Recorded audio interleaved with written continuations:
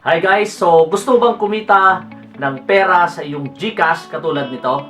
So in this video guys, ipapakita ko sa inyo paano kayo kikita nito. Alright, so pwede kayong kumita nito dito sa strategy na to. So panoorin mo yung video na to at ituturo ko sa iyo yung full step by step kung paano ka kumita gamit lamang din yung cellphone at saka yung application na GCash. Alright, so make sure na panoorin mo yung video na to until the end at ituturo ko sa iyo yung full step by step kung paano kumita ng 1,000 to 3,000 per day, right, dito sa strategy na to. At ituturo ko ngayon sa inyo guys, gamit lamang po ang ating cellphone.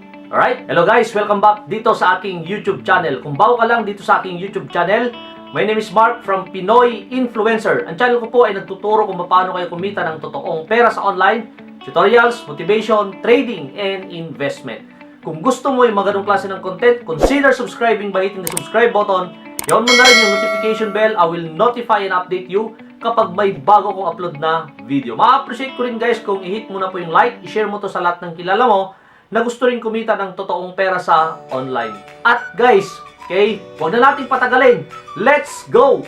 So ngayon guys, okay, nakikita nyo ngayon sa screen itong tutorial na to. So ang kailangan natin dito muna guys is kailangan po natin ng GCash. Okay, kailangan po natin ng coins.ph at kailangan po natin yung Abra. Alright, so makikita nyo guys, kaya ito ituturo ko sa inyo paano kayo kikita dito ng 1,000 to 3,000 per day. Alright, meron tayong proof na makikita po dyan ngayon sa screen. Alright, so ngayon, ang first step na gagawin natin, okay, dapat meron po tayong account or meron po tayong fund. Okay, so dito guys, nakikita nyo ngayon sa screen, okay, kailangan po muna natin ng Abra. So, i-click po natin ngayon yung Abra. Okay, as you can see guys, sa screen, okay, ito po yung Abra. Ilalagay ko lang yung pin. Okay, so nakikita nyo ngayon guys, meron po akong fund ngayon sa aking Abra, which is 1,064. Okay, so anong gagawin natin ngayon sa Abra? Okay, first na gagawin natin guys pala, kung kayo po ay wala pa pong account or wala pong fund yung Abra nyo, gagawin nyo lang guys is i-click nyo lang po itong add money. Nakikita nyo po yan. Click nyo lang po yung add money. So, pwede po kayong mag-cash in sa 7-Eleven. Pwede po yung cash. Okay, gamit po yung teller. Or kailangan po ng Mastercard or bank wire transfer. Okay, kaya lang yung bank wire transfer ay napakatagal. 4 to 6 days pero wala po siyang fee. Alright, so ang pinakamaganda guys, pwede po yung cash. Okay, ang maganda po dito sa cash guys, pwede po yung gagamitin po natin yung mga tambunting. Okay, sigurado ako malapit yan sa inyo. Pwede po kayong mag-cash in gamit po yung tambunting. Alright? Kung ina-accept po nila dyan, hanap po kayo dyan. Ang maganda dyan guys is, ang fee niya lang is 1.25% at ang minimum po ay 500 pesos. Okay? So, kayo po kung ano po yung gusto nyo dyan, it's up to you guys. Okay? So, depende po sa fund nyo. Yan yung first step na gagawin nyo. So, balik tayo. Back lang tayo. Okay, so halimbawa meron na po yung fund yung account nyo, ang next thing na gagawin nyo para kumita po kayo dito, okay, ay gagawin nyo lang po ay from yung peso nyo, so halimbawa peso yan, okay, pwede nyo pong i-convert yan sa, okay, kailangan po natin to pala guys, kailangan po natin yung tinatawag nilang Litecoin. Okay, so kailangan po natin ng Litecoin para po kumita po tayo dito sa strategy na 1,000 to 3,000 per day.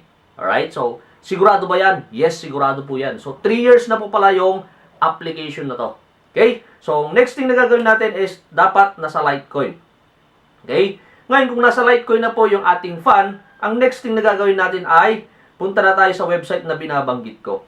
Okay? Ano ba yung website na yun, Mark? Kung bakit kikita ako ng 1,000 to 3,000? Ito po yun. Sundan nyo lang po ako, guys.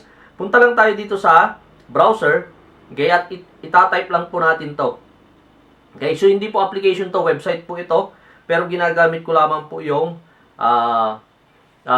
ating cellphone. So, cellphone pwede na po natin gawin. So, ang maganda yan guys, ang totoo nito guys, marami na po akong ginawang review about this website. Nga lang, so, ang problema lang ay merong mas malaki po yung fee kasi dati.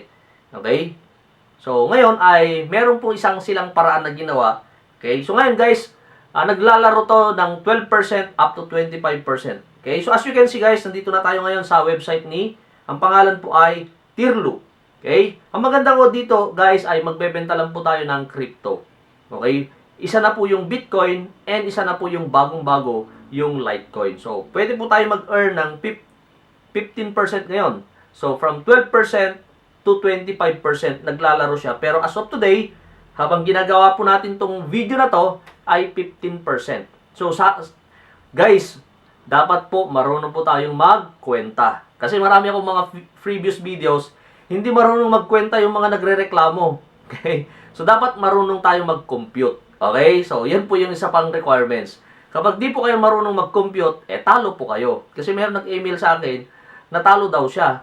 Oo nga naman, matatalo talaga siya. Kasi yung fee na ginamit niya, ewan ko magkano lang yung binayaran niya, talo talaga. Kung 15%, sa fee pa lang, talo na siya. So, dapat marunong kayo mag-compute. Kanina punta tayo sa Abra, 1.25%. Maliit, di ba? Yung 1,000, 10 pesos lang. Tama? Or, sabihin na lang natin na 12 pesos. Kung 1.25, 12.50 yung 1,000. Tama? So ngayon, kung 15%, may profit ka. Ang maganda dyan, ito yun guys. So guys, pwede po tayong kumita ng Bitcoin, ng 15% sa ating ibebenta. Dalawa ngayon. So ito po yung pag-uusapan natin ngayon. Yung tinatawag nilang Litecoin. Okay, dati kasi yung Bitcoin, napakataas na po yung gas fee. Although kikita ka, pero napakaliit na rin yung bahagi mo. Maliit na yung natitira sa'yo. Kaya yung iba nagre-reklamo. So, gagawin mo lang dito guys. Okay, kiklik mo lang tong Litecoin na to. Click mo yan. So, you can see guys sa screen. Okay, so dito guys, pwede natin ibenta yung Litecoin natin ng 212. Pero ang price ngayon sa market is 184. Meaning, meron tayong profit na 15% kapag ibinenta natin to kay Tirlo. Alright, so si Tirlo guys, okay, until today, is still paying. Until today, nagbabayad po si Tirlo at wala pa po siyang hindi binabayaran. Okay? So, may mga problema. Sigurado ako merong mga concern diyan. So, yung concern lang is from PayPal. Yung PayPal niyo ang may problema. So, mamaya, tapusin mong panoorin yung video, ituturo ko sa inyo para hindi po magka-problema po yung PayPal niyo. Okay? So, ang gagawin mo lang, input mo lang yung ilalagay mo na Litecoin. Alright? So, ilalagay natin yung Litecoin. So, halimbawa, bebenta tayo ng 0.1 Litecoin. Okay, so halimbawa, ito yon 0.1 or, tama, 0.1. Gagawin lang natin guys, ay ilalagay lang natin yung ating PayPal account. So ito ay sample lang guys, and then, click lang natin tong Start Exchange. Okay, so step by step natin gagawin. So, ang gagawin mo lang, next step na gagawin mo ay, ikakopy mo lang tong amount. Okay, or itong address na lang kasi alam mo naman, 0.1 lang. And then, balik po tayo dito sa ating Abra. Okay? So, punta lang tayo dito sa Abra. And from here, Abra, sa ating Abra, okay, ang gagawin na lang natin is, okay, so, since ito ay na-transfer na, from peso pala, i-convert nyo siya sa Litecoin. Okay? So, kung nandito na ngayon sa ating Litecoin, ang gagawin na lang natin ay, okay, so, dito guys, nakikita nyo po yung withdraw. I-click lang natin itong withdraw. Yan. So, send to crypto wallet. Sabi niya dyan, immediate, no Abra fee, no limits. Okay, wala pala siyang bayad. So, from Abra, papunta dun sa ating, papunta sa ating Tirlo, wala na siyang bayad. So, 1.25% lang yung maibabawas sa, okay, may babawas sa'yo sa yung investment. So, ang gagawin natin is, click lang natin yan. Okay, then click natin yung Litecoin. Yung address dito natin ilalagay. Okay, so paste lang natin dyan. So sana guys nasusundan nyo. Okay, and then, so pwede nating i-click dyan. Ilagay natin yung amount pala. 0.1. Yan, so gagawin na lang natin, deduct fee, then review. Okay, so confirm withdrawal. Okay, so ang matatanggap is 0.09. Confirm withdrawal. Yan, so okay. So okay na siya guys, na-process na natin yung ating ginawang transactions. Ganun lang. Okay? And, ang gagawin na lang natin guys, wait na lang natin siya. Hihintayin na lang natin ng 4 to 5 hours or 3 hours, 2 to 4 hours. Depende siya, naglalaro siya guys. Alright? Pupunta ka na lang sa email mo, okay? Check mo siya kung successful po yung transaction mo, and then just wait. Okay? So, hintayin mo na lang sa iyong PayPal account. So, i-monitor mo na lang siya. Okay, so yung sa atin guys, nakita naman natin, meron tayong proof. At eto guys, okay, panoorin nyo to para sigurado ako. O sigurado kayo na hindi ma-hold yung PayPal nyo. Ang gagawin nyo pala guys, dapat yung PayPal nyo ay verified at maraming transaction. More than 2, more than 3. So, dapat 5 above yung transactions. Mas maganda po yun. Okay?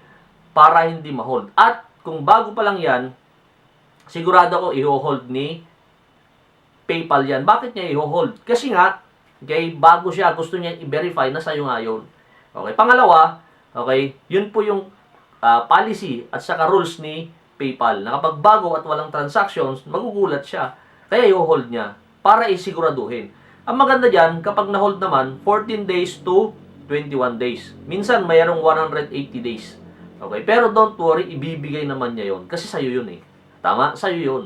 Okay? Hindi niya kukunin yun para i-safety yung pera mo. Okay? So, ilang araw pala pag gagawin mo to? Pwede nyo pong gawin to once a day. So, wag po yung maraming transactions isang araw. I-hold talaga ni... Kasi makikita ni PayPal, napakaraming transaction to. Dati wala naman. So, parang magtataka siya. Kaya once a day lang. Or, pwede yung gawin mo, ngayon, nag-transact ka, maliit, palaki. Okay? O, gawa ka ng pagitan ng isang araw, 2 araw, 3 araw. Okay? Kapag bago pa lang. Pero kapag matagal na, ginagamit mo yung transaction na yan, so, pwede nyo na pong malaki. Yung meron akong client, or meron akong isang nagpa-follow sa akin, nagko-convert siya ng 30,000 hanggang pinakamalaki 40,000. So biruin mo 15%. Kung ginamit niya ngayon Litecoin, pakalaki yung kita niya. Okay? Kung Litecoin yung ginamit niya ngayon, kung 15% yung 40,000, ilan yun? 6,000 yun isang araw. Naghintay lang siya. 6,000 isang araw. Ibawas mo yung mga fee. Sabihin mo na lang 500, bawas mo. 5,000 yung kita niya isang araw. Ayos na ba yun? Ayos na ayos. Okay? Basta sundan mo lang kung ano yung itinuro ko. Okay, so kung meron kayong questions guys, feel free na mag-post kayo dyan sa comment box. At sana guys, nagustuhan nyo yung aking tutorial today. Gamit po yung cellphone at nakikita nyo po sa screen. At sana nasundan nyo kasi cellphone na po yung ginamit ko para matutunan nyo yung tutorial na to. Madali lang to guys, madali lang to. Okay, at ang maganda dyan, step by step yung ginawa natin. Ginamit po natin yung Abra, inulit ko. Okay, from Abra, mag-cash in tayo. Or, pwede nyo pong gamitin yung Binance. Pwede rin po yung PDAX kung merong Litecoin doon. Or any crypto wallet na meron pong Litecoin.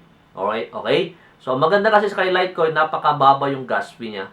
Kung gagamitin po natin yung Binance, yung gas fee niya lang po yun ay 6 pesos. From Binance papunta kay Litecoin. Ginagamit ko rin siya. Alright? So, once again, this is Mark from Pinoy Influencer. Sana nasundan nyo. Okay? Thanks for watching and see you on my next YouTube video. Thanks and bye-bye!